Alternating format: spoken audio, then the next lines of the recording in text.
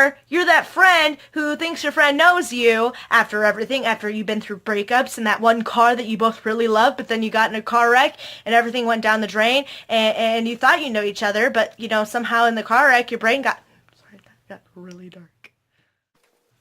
Hey babes, it's Jamie. So, as I'm filming this, it is November 2nd, and if you don't know what that means, it means it's officially the holiday season, where it's Christmas, Thanksgiving, Kwanzaa, Hanukkah, New Year's Eve, New Year's Day, whatever else you celebrate, because, we're all equal, and this is just one big holiday party, and we're all having fun. I was sitting and thinking about this time of year, and I just realized how much it sucks for everybody. No matter what situation you're in, this time of year is awful.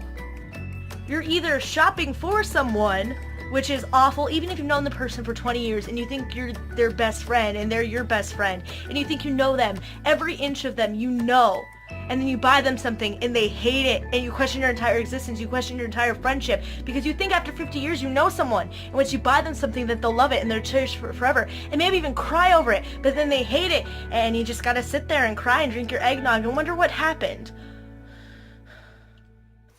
Or you're that friend who's waiting on your friend to get you something awful. After, 20 million years of knowing each other, you think they know you. You think, oh yeah, I trust them to get me something decent. Even if it's a keychain. They know I love keychains. A keychain would be a safe bet. But then they get you some kind of scarf. Like, when have you ever worn a scarf? It's not even a tacky, cool-looking kind of scarf.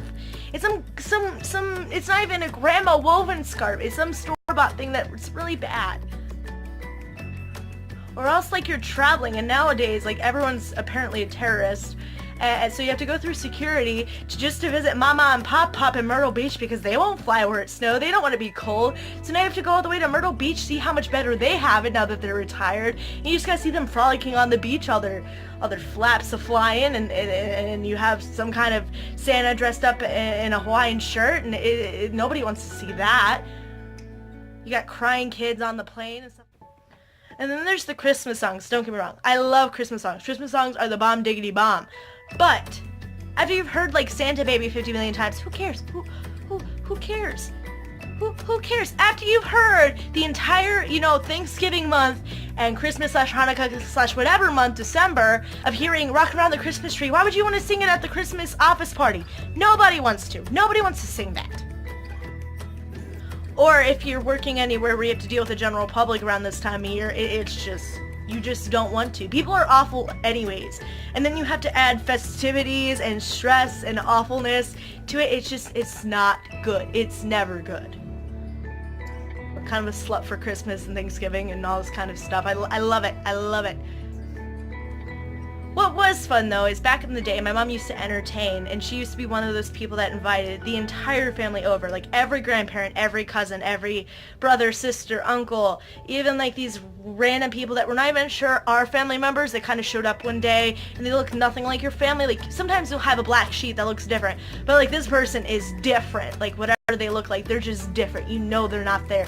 But you still treat them like family, and she would cook. And the bad thing is she would be the only one that cooked. Our entire house would be filled. We'd have, chairs up from the basement. Our entire house would be packed with people. And she'd be the only one cooking, and she would cook everything, sticking little trays of, cut veggies and hams and turkeys and cookies, tins upon tins of cookies. You don't even know. You don't even know the amount of cookies she would make. You could drown in the amount of cookies she made. And then, she made all this food, and everyone messed up her house, and, people would be like, well, I want this, and, she would, walk around the living room saying, do you want more juice? Do you want more of this? Do you want more of this? Do you want coffee? She would be such a good hostess. At the same time she's trying to cook everything, people are bugging her, being loud, messing up her house.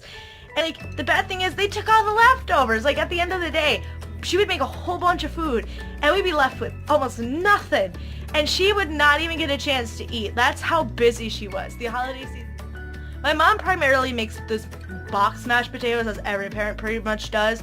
And our special event is on Thanksgiving when me and her, take turns peeling potatoes and making them. And she'll make me homemade mashed potatoes. It's the best thing ever. I love homemade mashed potatoes. It's one of my favorite foods of all time. I just love homemade mashed potatoes. They're just good. And she's the only person in my life that truly gets my hatred for gravy. Anywhere else I go, like whether it's festive times or not, they'll literally get the gravy boat and just pour it, just drown my entire food in gravy. I hate gravy. It's one of the worst things ever in life, in my opinion. It's gross. It's like meat excrement because it's made out of meat most times. It's like flour, lard, and some meat juices, and nobody likes that. It's just gross. So I would never have any, I would just have butter on my mashed potatoes, that's it, and it was so good. And then I would just have butter on my mashed potatoes, that's it. I'm good with that. A new tradition me and my mom have is we will open our presents, our Christmas presents, like a week or two before Christmas for some reason, because she'll wrap them, and I'll wrap mine, I'll put them under the tree so it just looks pretty, a nice lit tree, decorated and stuff like that with a whole bunch of decorations, and it will look very, very nice. But then, you know, peer pressure goes in and just, you know, we have no self-control, and she'll be like, Jamie, open a present.